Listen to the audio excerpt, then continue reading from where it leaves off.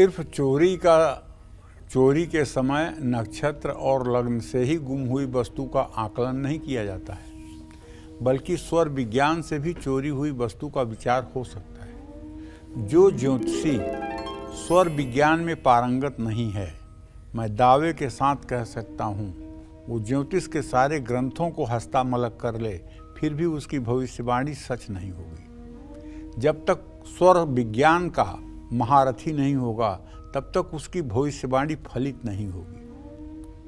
अष्टांगुलम बहदवायु रनिलम चतुरांगुलम द्वादशांगुलम माहेयम वरुणो खोड़सांगुलम।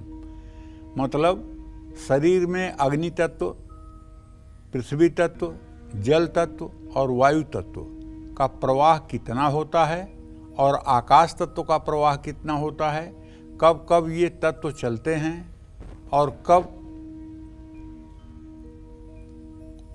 सुषुम्ना नाड़ी का प्रवाह होता है, कब ईड़ा या पिंगला चलती है, इसका ज्ञान जब तक पूर्ण रूपेण ज्योतिषी को नहीं होगा, तब तक वो प्रश्नकर्ता के उत्तरों का केवल शास्त्र के द्वारा जवाब देना चाहेगा तो शायद जवाब उचित नहीं होगा।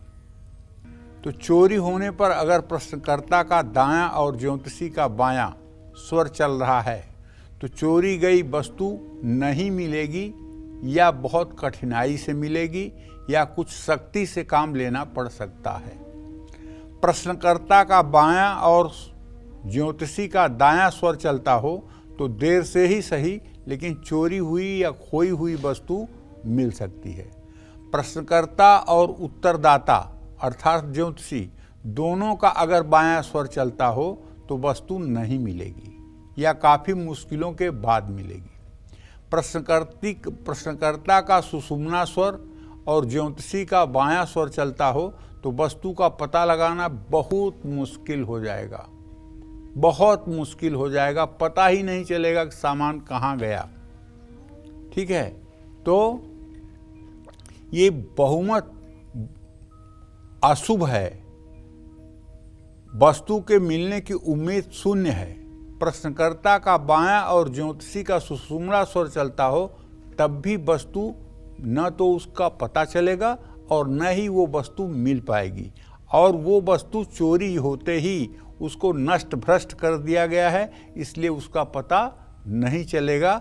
ये स्वर विज्ञान के माध्यम से पता चल सकता है, लेकिन स्वर विज्ञान को साधने के लिए साधना करनी पड़ती है। किताब पढ़ करके स्वर विज्ञान का ज्ञान नहीं होता है। कम से कम घंटे 2 घंटे आपको ध्यान में बैठना पड़ेगा, और जब आपका मन एकाग्र होगा तब आपको पता चलेगा कि कौन सा स्वर आपका चल रहा है और स्वर में कौन सा तत्व चल रहा है। जब आपको तत्व ज्ञान हो जाएगा तब आप सभी प्रश्नों का उत्तर देने में सामर्थ्यवान हो जाएंगे। इसलिए आपको स्वर विज्ञान का भी ज्ञान होना जरूरी है। जय मां विंध्यवासिनी।